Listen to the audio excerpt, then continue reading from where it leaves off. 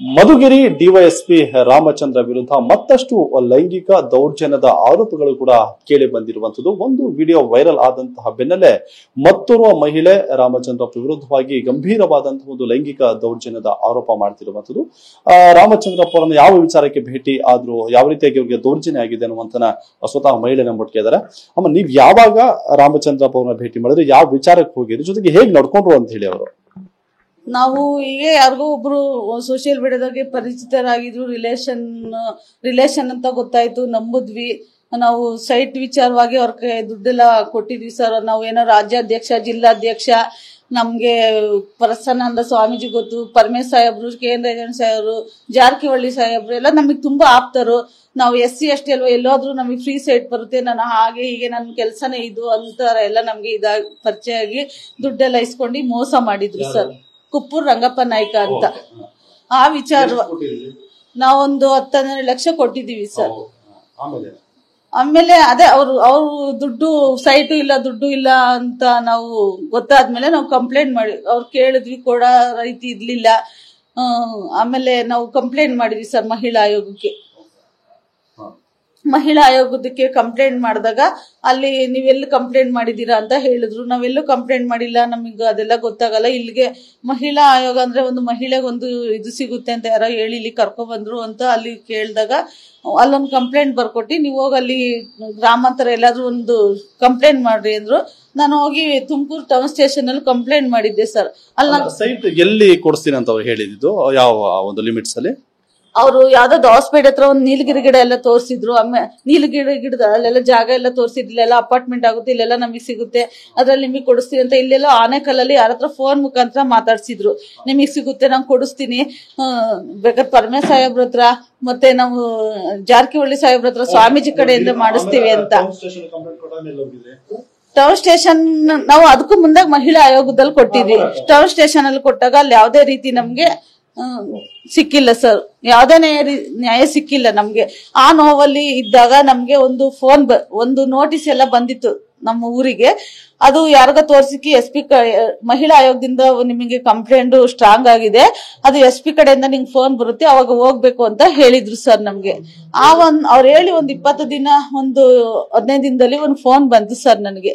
ಅದು DYSP ರಾಮಚಂದ್ರಪ್ಪ ಅವರು ಕರೆ ಮಾಡಿದ್ರು. ನಮ್ಗೆ DYSP ಅನ್ನೋದು ನಮಗೆ ಮಾತಾಡೋದು ಗೊತ್ತಿರ್ಲಿಲ್ಲ ಸರ್, ಗೊತ್ತಿರ್ಲಿಲ್ಲ ನಮ್ಗೆ. ಹಾಗಾಗಿ ನಮ್ಗೆ ಈ ತರ ಫೋನ್ ಬಂದಾಗ ಯಾವ ಫೋನ್ ಏನ್ ಸರ್ ಏನು ಅಂದ್ರೆ, ನಾವ್ ಈ ತರ ನಿಮ್ಗೆ ಏನೋ ತೊಂದ್ರೆ ಆಗಿತ್ತಲ್ಲ, ಆ ಮುಖಾಂತರ ಏನೋ ನಮ್ಗೆ ಮಹಿಳಾ ಆಯೋಗದಿಂದ ಕಂಪ್ಲೇಂಟ್ ಬಂದಿದ್ಯಮ್ಮ, ನೀವು ಬರ್ಬೇಕಾಗುತ್ತೆ ಅಂತ ಅವ್ರು ನಮ್ಗೆ ಕೇಳಿದ್ರು ಸರ್. ಆಗ ನಾವು ಹೇಳಿದ್ವಿ, ಈ ತರ ಹಿಂಗ ಆಯ್ತು ಸರ್, ನಾವ್ ಹಿಂಗ್ ದುಡ್ಡು ಹೋಯ್ತು ಅಂತ ನಾವು ಒಂದು ನೋವಲ್ಲಿದ್ವಿ.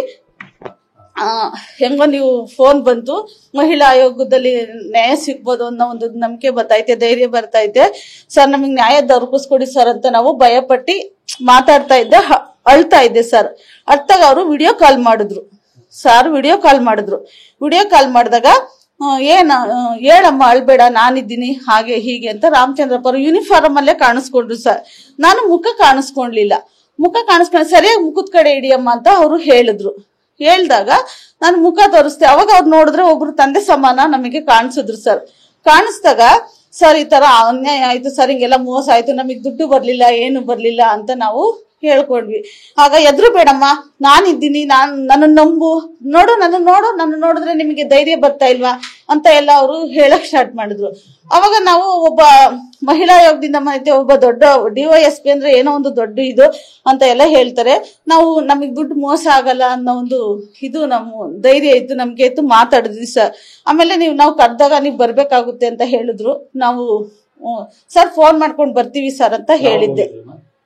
ನಾವು ಹೋಗಿದ್ದು ಒಂದು ಆಗಸ್ಟ್ 10, 11, 12, 13, 14 ಆ ಡೇಟ್ ಅಲ್ಲಿ ಹೋಗಿದ್ವಿ ಸರ್. ಅಲ್ಲಿಗೆ ಹೋದಾಗ ಅಲ್ಲಿ ನೀವು ಸರ್ ಹಿಂಗ್ ಬರ್ತೀವಿ ಅಂತ ನಾವೇ ನೀವು ಬರ್ಬೇಕಾದ್ರೆ ಫೋನ್ ಮಾಡಿ ಅಂತ ಅವತ್ತು ಹೇಳಿದ್ರು. ನಾವು ಬರ್ತೀವಿ ಸರ್ ಅಂತ ಹೇಳಿ ನಾವು ಫೋನ್ ಮಾಡಿದ್ವಿ ಸರ್. ಫೋನ್ ಮಾಡಿದಾಗ ಅವ್ರನ್ನ ಕರೆಸ್ತೀವಮ್ಮ, ನೀವು ಬರ್ಬೇಕಾಗುತ್ತೆ ಅಂತ ಹೇಳಿದ್ರು. ಹೇಳ್ದಾಗ ಅಲ್ಲಿ ಹೋದ್ವಿ. ನಾವು ಹೋದಾಗ ಅವರು ಇರ್ಲಿಲ್ಲ, ಯಾವ್ದೋ ಕೇಸ್ ವಿಷಯವಾಗಿ ಹೊರಗಡೆ ಹೋಗಿದ್ರು. ಅಲ್ಲಿರೋ ಸ್ಟಾಫ್ಸ್ ಸರ್ ಹಿಂಗ್ ಬಂದಿದ್ದಾರೆ, ಈ ತರ ಮಹಿಳಾ ಆಯೋಗದಿಂದ ಬಂದಿರೋದು ಅಂತ ಅವರು ಹೇಳಿದ್ರು. ಹೇಳಿದಾಗ ಅಲ್ಲೇ ಇರಿಸ್ಕೊಳ್ರಿ, ಅವ್ರನ್ನ ಕಳಿಸ್ಬೇಡಿ, ಅವ್ನು ಬರಕ್ ಹೇಳ್ರಿ ಅಂತ ಏನೋ ಹೇಳಿದ್ರು. ಅಲ್ಲಿ ನಾವು ಬೆಳಿಗ್ಗೆ ಹೋದವರು ಒಂದು 5:30 6 ಗಂಟೆ 5:45 ಅಲ್ಲೇ ಇದ್ವಿ ಸರ್. ನಾವು ಇದ್ದಾಗ ಇವರು ಎಷ್ಟೊತ್ತಾರು ಬರ್ಲಿಲ್ಲ. ಆಯಪ್ಪ ಏನೋ ಅವನು ಬಂದು ಎಲ್ಲ ಅಲ್ಲೇ ಅಡ್ಡಾಡ್ತಿದ್ದ ಸರ್. ಇದನ್ನೇ ಎಲ್ಲ ಅನ್ಕೊಂಡು ನಮ್ಗೆ ಯಾರೋ ರಿಲೇಷನ್ ಬಂದ್ರು, ಮಾತಾಡಿದ್ವಿ, ಆ ತರ ಎಲ್ಲ ಆಯ್ತು. ಅಷ್ಟೊಳಗೆ ಇವರು ಸಂಜೆ ಬಂದ್ರು ಸರ್. ಸಂಜೆ ಬಂದ್ರು. ಆಮೇಲೆ ಅಲ್ಲಿರೋ ಸ್ಟಾಪ್ಗೆ ಫೋನ್ ಮಾಡಕ್ ಹೇಳ್ರಿ ಅಂತ ಹೇಳಿದ್ರು. ಹೇಳ್ದಾಗ ಫೋನ್ ಮಾಡಿದ್ರು. ಫೋನ್ ಮಾಡಿದಾಗ ಅವರು ಹೋಗಿದ್ದಾರೆ ಅಂತ ಅಲ್ಲ, ಅವ್ರು ಹೋಗಿದ್ದಾರೆ ಅಂತ ಗೊತ್ತಾದ್ಮೇಲೆ ನಮ್ಮನ್ನ ಕರೆದ್ರು ಒಳಗೆ. ಬಾಮ್ಮ ಇಲ್ಲಿ ಅವ್ರು ಹೋಗಿದಾರಂತೆ, ನೀವ್ ಒಂದ್ ಕೆಲ್ಸ ಮಾಡಿ ನಾಳೆ ಬನ್ನಿ ಅಂತ ಹೇಳಿದ್ರು. ಸರಿ ಸರ್ ಆಯ್ತು, ಏನೋ ಒಂದು ಇದ್ ಮಾಡಿಸ್ಕೊಡಿ ಸರ್. ಸರಿ ಆಯ್ತು, ಏನ್ ಭಯ ಪಡ್ಬೇಡ, ನಾನು ಹೇಳಿದ್ನಲ್ಲ ಮೊನ್ನೆನೆ ಎಲ್ಲ ಫೋನಲ್ಲೆಲ್ಲ ಅಂತ ಎಲ್ಲ ಹೇಳಿದ್ರು ಸರ್. ಆಮೇಲೆ ನನ್ ನೆಕ್ಸ್ಟೇ ಬರಕ್ ಹೇಳಿದ್ರು. ಮತ್ತೆ ನಾವು ನೆಕ್ಸ್ಟ್ ಡೇ ಫೋನ್ ಮಾಡ್ಕೊಂಡು ಸರ್ ಎಷ್ಟು ಗಂಟೆಗೆ ಬರ್ಬೇಕು ಅಂತ ನಾವೇ ಒಂದ್ ಫೋನ್ ಮಾಡಿದ್ವಿ. ಹೋದ್ವಿ ಸರ್. ಹೋದ್ವಿ. ಅವ್ರು ಬರ್ತಾ ಇದಾರೆ, ನೀನು ಬಾಮ್ಮ ಅಂತ ಮತ್ತೆ ಅವರೇ ನಮಗ್ ಫೋನ್ ಮಾಡಿದ್ರು. ಅವಾಗ ನಾವು ಬಂದಿದ್ದಾರೆ ಅಂತ ಹೋದ್ವಿ. ಹೋದಾಗ ಅಲ್ಲಿ ಅವರು ಬಂದಿರ್ಲಿಲ್ಲ. ಅವ್ನಿಗೆ ಫೋನ್ ಮಾಡಿದ್ಕೆ ನಾನು ಹೇಳಿಲ್ವಾ ಸೋಮವಾರ ಬರ್ತೀನಿ ಅಂತ, ನನಗ್ ಬರಕ್ ಆಗಲ್ಲ, ನಮ್ಗೇನೋ ಪ್ರಾಬ್ಲಮ್ ಇದೆ ಅಂತ ಅವ್ರು ಹೇಳ್ದಂಗಿತ್ತು. ಇವ್ರು ನೋಡಿದ್ರೆ ಬಂದಿದ್ದಾನೆ ಅಂತಲೇ ಕರೆದ್ರು ನಮ್ಮನ್ನ. ನಾನು ಹೋದ್ವಿ. ನೀನ್ ಸ್ವಲ್ಪ ಹೊರಗಡೆ ಇರಪ್ಪ ಅಂತ ನಮ್ಮ ಯಜಮಾನ್ರನ್ನ ಹೊರಗಡೆ ಇರಿಸಿದ್ರು ಸರ್. ಹೊರಗಡೆ ಇರಿಸಿದಾಗ ನಾನು ಒಳಕ್ಕೆ ಅಲ್ಲಿ ಹೋಗಿ ಅವ್ರ ಚೇಂಬರ್ ಮುಂದೆ ಅವ್ರು ಕೂತಿದಾರಲ್ಲ ಅದ್ರ ಮುಂದೆ ಚೇರಿದ್ದು ಕೂತ್ಕೊಂಡಿದ್ದೆ. ಕೂತ್ಕೊಂಡಾಗ ಫೈಲ್ ಎಲ್ಲ ತೆಗ್ದು ಎಲ್ಲ ನೋಡಿದ್ರು. ಏನ ಸರ್ ನ್ಯಾಯದವ್ರು ಕೂಸ್ಕೊಡಿ, 1 ತಿಂಗಳು ತಿರುಗುದ್ವಿ ಟೌನ್ ಸ್ಟೇಷನ್ ಅಲ್ಲಿ, ನಮ್ಗೆ ಯಾವ್ದೇ ಆದ ರೀತಿ ನ್ಯಾಯ ಸಿಕ್ಕಿಲ್ಲ, ನಮ್ಗೆ ದುಡ್ಡು ಸಿಕ್ಕಿಲ್ಲ, ಏನೋ ಇದ್ ಮಾಡ್ಕೊಡಿ ಸರ್ ಅಂತ ನಾನು ಹೇಳ್ತಾ ಇದ್ದೆ. ಇಲ್ಲೇ ಅವನ ಮಗಂಗೆ ಹಾಗೆ ಹೀಗೆ ಅಂತ ಅವನ್ನ ಬೈಕೊಂಡೆಲ್ಲ ಇದ್ ಮಾಡ್ತಾ ಇದ್ರು ಸರ್. ಅವಾಗ ನಮ್ಗೆ ಇನ್ನು ಪರವಾಗಿಲ್ಲ ಬಿಡಪ್ಪ, ಸದ್ಯ ಹೆಂಗೋ ದೇವ್ರು ಕಂಡ್ಬಿಟ್ಟ, ನಮ್ ಕಷ್ಟ ಇದಕ್ಕೆ ಏನು ಮೋಸ ಆಗಿಲ್ಲ ಅನ್ನೋ ಒಂದು ಇದು ನನ್ನಲ್ಲಿತ್ತು ಸರ್. ಅವಾಗ ಹಿಂಗೆ ಫೈಲ್ ತೆಗ್ದು ಮುಚ್ಚಿಬಿಟ್ಟು ನಡಿಯಮ್ಮ ಒಳಕ್ಕೆ ಅಂತ ಹೇಳಿದ್ರು ಸರ್. ಒಳಕ್ಕೆ ಒಂದು ಬಾತ್ರೂಮ್ ಐತೆ. ಬಾತ್ರೂಮ್ ಹತ್ರ ಒಂದು ಬಾತ್ರೂಮ್ ಟಾಯ್ಲೆಟ್ ಆ ಕಡೆ ಇದೆ, ಈ ಕಡೆ ಒಂದು ರೂಮ್ ಇದೆ ಸರ್. ಅಲ್ಲಿ ನಿಲ್ಲಿಸ್ಕೊಂಡು ಮಾತಾಡ್ತಾ ಇದ್ರು ನಮ್ಮನ್ನ. ನಿಲ್ಲಿಸ್ಕೊಂಡಾಗ ಏನಾಯ್ತು ಹೇಳಮ್ಮ, ಮಹಿಳಾ ಆಯೋಗದಿಂದ ಕಂಪ್ಲೇಂಟ್ ಬಂದಿರೋದು, ನಿನ್ನ ಅವನ ಮಧ್ಯೆ ಏನು ಯಾವ ತರ ಅಂತ ಎಲ್ಲ ಹೇಳ್ತಾ ಇದ್ರು. ಕೇಳಿದ್ರು, ನಾನು ಹೇಳ್ತಾ ಇದ್ರೆ ನಂಗೆ ಈ ತರ ಆಯ್ತು ಸರ್, ಹಿಂಗಾಯ್ತು, ಇಷ್ಟು ನಂಬುದ್ವಿ, ಇಷ್ಟು ಮೋಸ ಆಯ್ತು, ಈ ತರ ಎಲ್ಲ ಎಲ್ಲೋದ್ರು ಅದನ್ನ ನಾನು ಹೇಳ್ದಾಗ ನಂಗೆ ಅಳು ಬಂತು. ತುಂಬಾ ಅಳ್ತಾ ಇದ್ದೆ. ತುಂಬಾ ಅಂದ್ರೆ ತುಂಬಾನೇ ಹೇಳ್ತಾ ಇದ್ದೆ. ಅವಾಗ ಬಿಡು ಅಳ್ಬೇಡ ಅಂತ ಅವ್ರು ಹಿಂಗೆ ಕೆನ್ನೆ ಮುಟ್ಟಿ ಕಣ್ಣು ಒರೆಸ್ದಾಗ್ಲೂ ನನ್ನ ತಂದೆಯಾಗೆ ನಮ್ಗೆ ಫೀಲ್ ಆಗಿದ್ದು ಸರ್. ಎಷ್ಟೊಂದು ಒಳ್ಳೆಯರು ಅನ್ನೋ ಒಂದೇ ಇದು ನಮ್ಗೈತೆ. ಕಣ್ಣು ಈ ತರ ಒರೆಸ್ಬಿಟ್ಟು ಇದೇ ಕಣ್ಣು ಒರೆಸ್ತಾ ಹಿಂಗ್ ಕೆನ್ನೆ ತುಂಬಾ ಹೊತ್ತು ಹಿಂಗ್ ಹಿಡ್ಕೊಂಡು ಸರ್, ನೋಡಿಲ್ಲಿ ನನ್ ನೋಡಿಲ್ಲಿ, ಅಲ್ಬೇಡ ನನ್ನ ನೋಡಿಲ್ಲಿ, ನನ್ ಮುಖ ನೋಡಿಲ್ಲಿ ಅಂತ ಹಿಂಗೆ ಹಿಡ್ಕೊಂಡು ಈ ತರ ಒಂಥರ ಒಂದು ಹಿಂಗೆಲ್ಲ ಹಿಡ್ಕೊಂಡು ನೋಡ್ತಾ ಇದ್ರು ಸರ್. ನೋಡ್ಬೇಕಾದ್ರೆ ಅಳ್ತಾನೆ ಇದ್ವಿ. ಹಿಂಗೆ ಎಷ್ಟೊತ್ತಾರು ಬಿಡ್ಲೇ ಇಲ್ಲ. ಹೀಗೆ ಹಿಡ್ಕೊಂಡು ಕೈ ಜಾರಿ ಈ ತರ ಎಲ್ಲ ಕೈ ಆಡ್ಸಕ್ಕೆ ಇದ್ ಮಾಡಿದ್ರು. ನಂಗೆ ಸಾರ್ ಏನ್ ಸಾರ್ ಇದು ಸಾರ್ ಅಂತ ನಾನು ಕೈ ರಿಟರ್ನ್ ವಾಪಸ್ ತೆಗಿಯಕ್ಕೆ ಅವ್ರ ಕೈ ಎತ್ತದೆ. ಅಲ್ಲ ಆ ತರ ಅಲ್ಲ ಸುಮ್ನಿರ್ ಏನು ಆಗಲ್ಲ ಈ ತರ ಟಚ್ ಮಾಡಿದ್ರೆ ನನ್ಗೆ ಏನು ಆಗಲ್ಲ ಸುಮ್ನಿರು, ಭಯ ಪಡ್ಬೇಡ ಸುಮ್ನಿರು ಅಂತ ನಾನು ಬೋಲ್ಟ್ ಹಿರಿಯಕ್ ಹೋದಾಗ ಬಾಯಲ್ಲಿ ಏನೂ ಆಗಲ್ಲ ಅಂತ ಕೈ ಹಿಡ್ಕೊಂಡು ಹೇಳ್ತಿದ್ರು. ಇಲ್ಲ ಸರ್ ಅವಾಗ ಜೋಬಿಂದಲ್ಲ ಪರ್ಸಿಂದಲ್ಲ 500 ರೂಪಾಯಿ ದುಡ್ಡು ತೆಗೆದು ಬಿಟ್ಟು ನನ್ನ ಜೋಬಲ್ಲಿ ಬಲವಂತವಾಗಿ ಹಾವ್ರೇಕಿ, ಯಾರಿಗೂ ಹೊರಗಡೆ ಹೇಳ್ಬೇಡ, ಹೋಗು ಹುಷಾರಾಗೆ, ನಾಳೆ ಬಾ ಹೋಗು ಅಂತ ಅವ್ರು ಹೇಳಿದ್ರು. ನಾನು ಅಷ್ಟರಲ್ಲೇ ಅವ್ರು ಇನ್ನ ಅದು ಹೇಳ್ಬೇಕಾದ್ರೆ ಬೋರ್ಡ್ ಹಿಡ್ಕೊಂಡು ಹೊರಗಡೆ ಹೊಡೋಗ್ಬಿಟ್ಟೆ ಸರ್. ಅವಾಗ ನಮ್ಮ ಮನೆಯವ್ರು ಅಂತ ಹಿಂಗ್ ಕೇಳಿದ್ರು, ಏನು ಅದೊಂದು ಏನು ಇಲ್ಲ, ಅಲ್ಲಿ ನಡೆದಿದ್ಕೆ ಏನೋ ಕೇಳಿದ್ರು, ಹೇಳ್ದೆ ಅಂತ ಹೇಳಿ ನಡ್ಕೊಂಡು ಮೈ ಕೈ ನಡಗಿಸ್ಕೊಂಡು ಅಲ್ಲಿ ಬಂದು ಕುತ್ಕೊಂಡಿದ್ದೆ ಸರ್. ನಾನು ಕುತ್ಕೊಂಡಾಗ ನೀವು ಅವ್ನ್ ಕೆಲಸ ಮಾಡಿ, ಅವನು ನಾಳೆ ಬರ್ತಾನಂತೆ, ನಾಳೆ ಬಾ ಹೋಗ್ರಿ ನೀವು ಅಂತ ಕಳ್ಸಿದ್ರು ಸರ್. ಅಲ್ಲಿ ಕಂಪ್ಲೇಂಟ್ ಒಂದು ಬರ್ಸ್ಕೊಡ್ತೀನಿ, ನಾಳೆ ಬಾ ಹೋಗ್ರಿ, ಅವ್ನು ನಾಳೆಗೆ ಬರ್ಲಿಲ್ಲ ಅಂದ್ರೆ ಅವ್ನಿಗಿದೆ ಹಾಗೆ ಹೀಗೆ ಅಂತ ಎಲ್ಲ ಹೇಳಿದ್ರು. ಹೇಳ್ದಾಗ ನಾವು ಮನೆಗೆ ಹೋದ್ವಿ.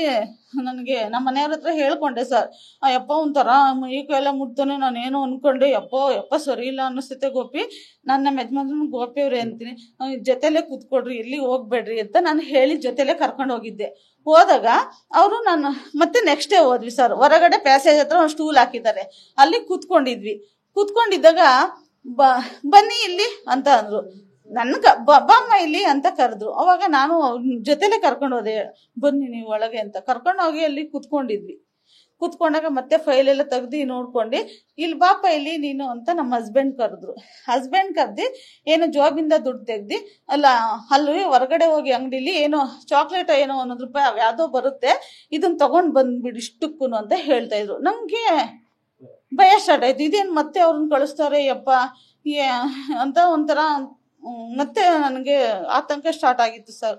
ಹಂಗಾದ್ಮೇಲೆ ಅವ್ರು ಹೋದ್ರೆ ಯಪ್ಪ ಮತ್ತೆ ಕೂತ್ಕೊಂಡಿದ್ದರು, ಎದ್ಬಿಟ್ಟು ಎರಡು ಜಾಬಲ್ಲೂ ಕೈ ಇಟ್ಕೊಂಡು ಈ ತರ ಬಂದ್ಬಿಟ್ಟು ಹಿಂದೆ ಹಸಿ ಹಿಂಗೆ ಏನು ಆಗಲ್ಲ ಅದು ಅವನು ಹಾಗೆ ಹೀಗೆ ಅಂತ ಹೇಳ್ಬಿಟ್ಟು ಮತ್ತೆ ಭುಜ ಮುಟ್ಟಕ್ಕೆಲ್ಲ ಬಂದು ನಡಿ ರೂಮ್ಗೆ ಸ್ವಲ್ಪ ಮಾತಾಡೋದು ಪರ್ಸನಲ್ ಹೇಳಿವಂತೆ.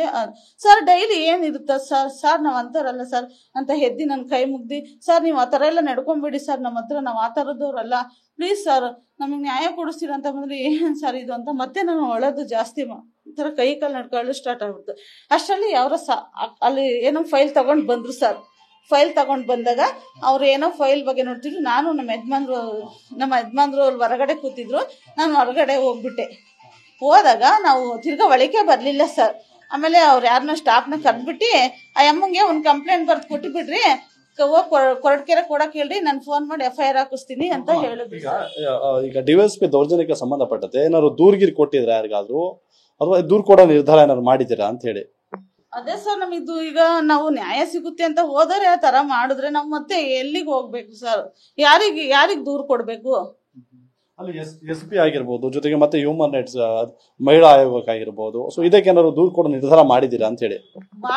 ನಾವು ಹೋಗಿ ಮಾಡ್ಬೇಕು ಅಂತಲೇ ಇದೀವಿ ಸರ್. ನಂಗೆ ತುಂಬಾ ಹೆಲ್ತ್ ಪ್ರಾಬ್ಲಮ್ ಆಯ್ತು ಹೋಗೋದಕ್ಕೆ. ಮತ್ತೆ ಬೇಕಾದ್ರೆ ನಾನು ಆಸ್ಪತ್ರೆಗೆಲ್ಲ ಅಡ್ಮಿಟ್ ಮಾಡಿದ್ದೆ. ಆಯಪ್ಪನ ಫೋನ್ ಇಂದ ಬರ್ಲಿಲ್ಲ, ನೆಕ್ಸ್ಟ್ ಬೇರೆ ಯಾರ್ ತಗೋ ಮಾಡ್ಸಿದ್ರು. ಅಂದ್ರೆ ನಾನು ಆಯಪ್ಪ ಆ ತರ ಮಾಡಿದ್ಕೆ ಕೊಡ್ತೀವಿ ಸರ್. ನಂಗೆ ಕೊಡ್ಬೇಕು ಅಂತಾನೆ, ನಮ್ಗೆಲ್ಲೂ ನ್ಯಾಯ ಸಿಕ್ಕಿಲ್ಲ. ಮತ್ತೆ ನಮ್ಮ ಮನೆಗೆ ಒಂದು ನೋಟಿಸ್ ಬಂದಿದೆ ಅಂತ ಸರ್, ಏನೋ ಕ್ಲಿಯರ್ ಆಗಿದೆ ಅಂತ ಏನೋ ನೋಟಿಸ್ ಬಂದಿದೆ. ಅಯ್ಯಪ್ಪ ನನ್ನೂ ಕರ್ಸಿಲ್ಲ, ಅವ್ರನ್ನೂ ಕರ್ಸಿಲ್ಲ. ಅದೆಂಗ್ ಕ್ಲಿಯರ್ ಮಾಡಿರ್ತಾರೆ ಸರ್? ಅದೆಂಗ್ ಕ್ಲಿಯರ್ ಮಾಡಿ ಮಹಿಳಾ ಆಯೋಗಕ್ಕೆ ಕೊಟ್ಟಿದ್ದಾರೆ ಅವರು? ಅಂದ್ರೆ ನಾನು ಅವ್ರು ಹೇಳಿದ್ ಕೊಡ್ತೀವಿ ಸರ್. ಈಗ ಅವ್ರು ಹೇಳಿದಕ್ಕೆ ನಾನು ಒಪ್ಪಿಲ್ಲ ಅಂತ ಕ್ಲಿಯರ್ ಮಾಡಿ ಕಳ್ಸದ? ಅವ್ರ ದೌರ್ಜನ್ಯಕ್ಕೆ ಸಂಬಂಧಪಟ್ಟಂತೆ ದೂರು ಕೊಟ್ಟಿದ್ದೀರಾ ಅಂತೇಳಿ? ಇನ್ನೂ ಕೊಟ್ಟಿಲ್ಲ ಸರ್, ನಾನು ಕೊಡ್ತೀನಿ. ಸೊ ಇದಿಷ್ಟು ಕೂಡ ದೌರ್ಜನ್ಯಕ್ಕೆ ಒಳಗಾಗಿರುವಂತಹ ಸಂತ್ರಸ್ತ ಮಹಿಳೆ ಹೇಳ್ತಿರುವಂತಹ ಮಾತು. ಅಂದ್ರೆ ನ್ಯಾಯ ಕೇಳ್ಕೊಂಡು DYSP ಬಳಿ ಹೋದ್ವಿ, ಆದ್ರೆ ಅವರು ನಮ್ಮನ್ನ ಲೈಂಗಿಕವಾಗಿ ದೌರ್ಜನ್ಯ ಮಾಡೋದಕ್ಕೆ ಪ್ರಯತ್ನವನ್ನ ಪಟ್ಟಿದ್ದಾರೆ ಅನ್ನುವಂಥ ಆರೋಪವನ್ನು ಕೂಡ ಅವ್ರು ಮಾಡ್ತಾ ಇರುವಂತದ್ದು. ಕ್ಯಾಮರಾ ಪರ್ಸನ್ ರಮೇಶ್ ಜೊತೆ ರಾಚಪ್ಪ ಜಿನ, TV9 ಬೆಂಗಳೂರು.